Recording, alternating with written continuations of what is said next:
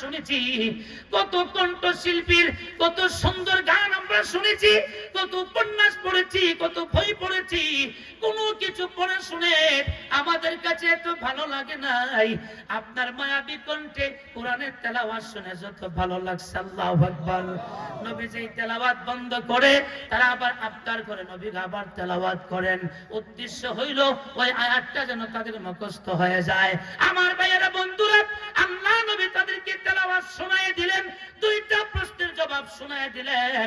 নবীর কাছ থেকে তারা চলে আসে, তাদের লিডারের কাছে এসে রিপোর্ট পেশ করে, ও লিডার, তোমার দুই প্রশ্নের জবাব আমরা পেয়ে গেছি। প্রথম প্রশ্নের জবাব হলো এই, দ্বিতীয় প্রশ্নের জবাব হলো এই।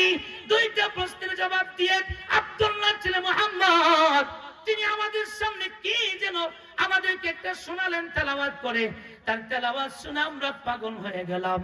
আমার ভাই আকসাম ইবনে সাইফি দুই প্রশ্নের জবাব পেয়ে হেদায়েতের 12 আনার মধ্যে আমার ভাই 14 আনা হয়ে গেছে, আর মাত্র 2 আনা বাকি। উনি বুঝে ফেলছে এই দুই প্রশ্নের জবাব সঠিক যেহেতু হয়েছে, অবশ্যই তিনি তার দাবিতে সত্যবাদী। আল্লাহু আকবার। আমার ভাইয়েরা বন্ধুরা, আমার ভাইয়েরা, হেদায়েতের 16 আনার মধ্যে 14 আনা হয়ে গেছে। যখন তারা বলল দুই প্রশ্নের জবাব দিয়ে আব্দুল্লাহ ছেলে মুহাম্মদ আমাদেরকে কি যেন শোনাইলো, আমরা এটা শুনে আমরা পাগল হয়ে গেলাম। আপনি তাকে যদি দেখতে যান, আমাদের পক্ষ থেকে কমপক্ষে আমরা বাধা দিব না। আপনি তার কাছে যান, তার মুখ থেকে তার মায়াবী কণ্ঠে কুরআনুল কারীমের তেলাওয়াত শুনলে আমরা যেমন করে পাগল হয়ে গেছি, আপনিও কিন্তু পাগল হয়ে যাবেন। আল্লাহু আকবার। আকসাম ইবনে সাইফি বলে, তাহলে আর দেরি করার নাই, আমি এখনই চলে যাব। দুধ বলে, সাহেব আমাদের স্যার আপনি বসুন, যদি কোরআনের তেলাওয়াত শুনতে চান আমরাই কিন্তু আপনাকে এই মুহূর্তে তেলাওয়াত করে শোনাতে পারবো। আল্লাহু আকবার। কারণ আব্দুল্লাহ ছেলে মুহাম্মদ যখন তিনি তেলাওয়াত করেছিলেন, বারবার ওনার মুখ থেকে তেলাওয়াত শুনে আমাদেরও কিন্তু আয়াতটা মুখস্থ হয়ে গেছে। আপনি যদি শুনতে চান আমরা আপনাকে শোনায় দেব। এমনি দুধয় আকসাম ইবনে সাইফিকে কোরআনের আয়াতের তেলাওয়াত শোনায় দেয়। যখন তিনি সূরাতুন নাহলের 90 নম্বর আয়াতের তেলাওয়াত শুনলেন, ওই আকসাম ইবনে সাইফি লাফ দিতেছিলেন, চিৎকার করতেছিলেন। আমার দিল বলতেছে অবশ্যই এটা কোনো মানুষের বানানো কালাম না। আমার দিল কেন যেন সাক্ষী দেয় অবশ্যই এটা ঐশী বাণী, মহাগ্রন্থ আল্লাহর কালাম হবে। আল্লাহু আকবার। আরো জোরে বলুন আল্লাহু আকবার। আমার ভাইয়েরা, সে দুধদয় মুসলমান হলো আকসাম ইবনে সাইফি। কোরআনের তেলাওয়াত শুনে মুসলমান, যারা কোরআনের তেলাওয়াত শুনে নিজের ধর্ম ছেড়ে দিয়ে ইসলাম ধর্ম গ্রহণ করে। দুঃখের বিষয় হলো সত্য যে আজকে সে কোরআনের তেলাওয়াতকে স্তব্ধ করে দেওয়ার জন্য আমাদের মুসলিম অধ্যুষিত বাংলাদেশে ষড়যন্ত্র চক্রান্ত করে একটা গোষ্ঠী জুড়ে গণ থেকে না। এই জন্য আজকের মাহফিল থেকে প্রথম মেসেজ হবে, যারা কোরআনের আওয়াজকে স্তব্ধ করে দেওয়ার জন্য ষড়যন্ত্র চক্রান্তে মেতে উঠেছে, ওই সমস্ত কোরআনের দুশমনদের বিরুদ্ধে রুখে দাঁড়াবার জন্য আল্লাহর কালামুল্লাহকে মৃত্যু পর্যন্ত অন্তরে ধারণ করে চলার জন্য যদি জীবন দিতে হয়, রক্ত দিতে হয়, তারা তাড়াতাড়ি দুহাত উঁচু করে আল্লাহকে দেখাও মুসলমান।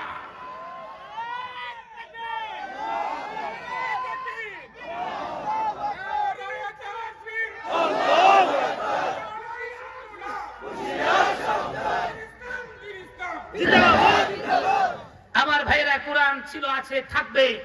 এই কোরআন সংরক্ষণের দায়িত্ব জুড়ে বলুন কে নিয়েছেন? আরো জোরে কান। আমার ভাইরা, আল্লাহর হাবিবকে আল্লাহ পাক 4টা ডিউটি দিয়ে পাঠাইছেন। স্মরণ আছে না আপনাদের? 4 ডিউটির প্রথম ডিউটি হলো আপনি আপনার জাতিকে কালামুল্লাহর তেলাওয়াত করে শোনাবেন।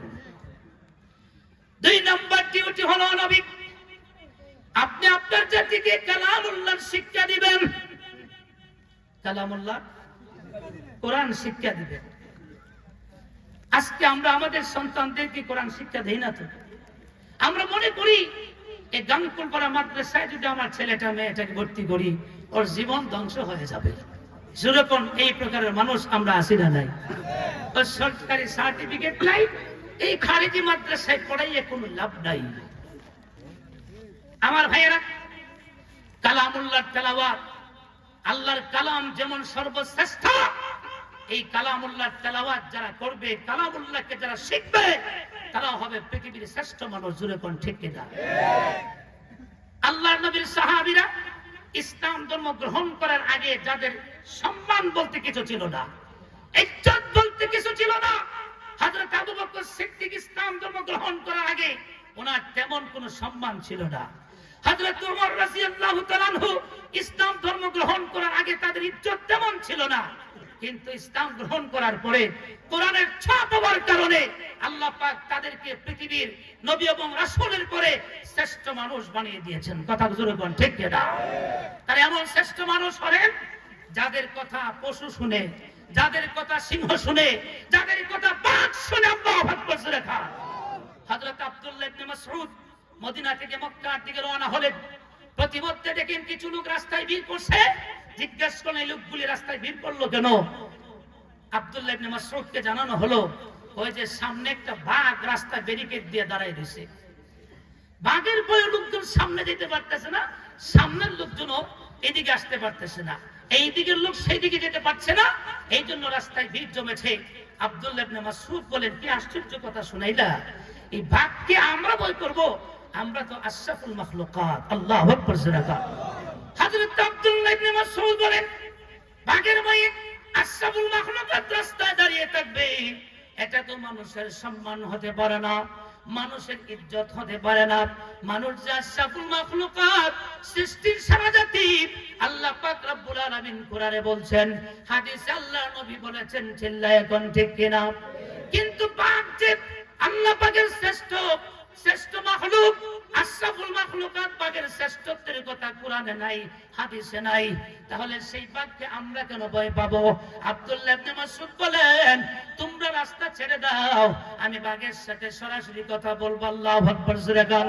হযরত আব্দুল্লাহ ইবনে মাসউদ হাঁটি হাঁটি পা পা করে বাঘটার সামনে তিনি চলে গেলেন, ডান হাত দিয়ে বাঘের ডান কানে ধরলেন, ধরে জিজ্ঞেস করেন, ও বাঘ, তুমি কি জানো না আমরা কারো? আমরা তো হইলাম নবীর সাহাবী, আমরা হইলাম আশরাফুল মাখলুকাত। আইয়ুহাল আসাদ নাহনু আসহাবু রাসূলিল্লাহ। চিৎকার দিয়ে বলুন আল্লাহু আকবার। ও বাঘ, তুমি কি জানো না আমরা কারা? আমরা তো আল্লাহর নবীর হাতে গড়া ছাত্র সাহাবী, আল্লাহর নবীর উম্মত, আমরা হইলাম আশরাফুল মাখলুকাত। তুমি আশরাফুল মাখলুকাতের সাথে বেয়াদবি করলা কেন? কান ধরে একটা মুড়া দিলেন আমার ভাইয়েরা, এবং ধমক দিয়ে বললেন, রাস্তা ছেড়ে দাও। আল্লাহু আকবার জোরে কোন। আমার ভাইয়েরা, আব্দুল্লাহ ইবনে মাসউদের সম্মান এত বেশি কেন হলো? আমার ভাই ইসলাম ধর্ম গ্রহণের আগে এত সম্মান ছিল না, কিন্তু ইসলাম ধর্ম গ্রহণ করার পরে কোরআনের চাপ পাওয়ার কারণে, যেহেতু আল্লাহর কালামুল্লাহ আসমানের নিচে জমিনের উপরে সবচেয়ে দামি কিতাব, কথা কোন ঠিক কিনা ভাই? এই দামি কিতাব, সম্মানী কিতাবের সহস্র পাওয়ার কারণে, চাপ পাওয়ার কারণে ইজ্জত বাড়ায় দিলেন কে? আল্লাহ। আর জোরে কোন কে? আপনারা মনে বেশি খুশি হন নাই? আমরা যে কোরআন পাইছি, কোরআনের ছোঁয়া পাইতেছি, আল্লাহ যে আমাদের ইজ্জত বাড়ায় দিয়েছেন, খুশি হন নাই? কারা কারা খুশি? হাতটা উঁচু করে আল্লাহর দেখান তো, একদম সোজা করে চিৎকার দিয়ে বলুন আল্লাহু আকবার। আর একটু জোরে সুরে আল্লাহু আকবার। সবাই মিলে একটু আল্লাহু আকবার বললে তো মাঠটা আরো গরম হবার কথা, কিন্তু দেখছি পাবলিক ইসলামী মহাসম্মেলন এসে বেশি আওয়াজ দিতে চায় না, আওয়াজ ছাড়ে একদম চারটা ধরে রাখে। কিন্তু পাবলিক গুলি দেখবে নির্বাচনে গেলে উনি বাবারে নৌকার মিছিলে, ধানের শিশু মিছিলে একদম রাস্তার দোলা উঠতে যায়, জোরে বল ঠিক না? 5 টাকা দিয়ে সাখাইয়া 5 ঘন্টা নৌকা হয়, খালি নৌকা কই না, নৌকা কইতে কইতে একদম মুখের মধ্যে ফেনা উঠাই যায়, জোরে হন ঠিক না? আর যদি 50 টাকা দিয়ে কফি একটা হয়ে গেল, নৌকা এবার বললাম, এবার ধানের শেষ, জোরে হন আসে না নাই? দেখা যায় সকাল থেকে দুপুর পর্যন্ত নৌকার মিছিল করে, দুপুরের পরে সুরপাল ডাইলে হয়, মিছিল আর নাই, এখন ধানের শেষে যায়, যেরকম এরকম ভালো মানুষ আসেনি আপনাদের কিশোরগঞ্জে? আসে বলে দেখছি, এই এলাকায় আসে। দেখা যায় বিকাল বেলা ধানের শেষের মিছিল করে, পরের দিন দেখা যায় ধানের শেষ হবা 7-8 লাঙ্গলের মিছিল দিয়ে বাইরে হয়, যেরকম আসে না এরকম ভালো মানুষ? লোকজন বেড়ায় ধরছে, কেড়ে ছবি রেলি, তুই দেখলাম গতকাল অর্ধবেলা নৌকার মিছিল করলে, এরপর ধানের শেষের মিছিল করলে, আজকে দিয়ে লাঙ্গলের মিছিল দিয়ে বাইরে, কারণ কি? কারণ আছে, কি কারণ? জাতীয় পার্টির লোকেরা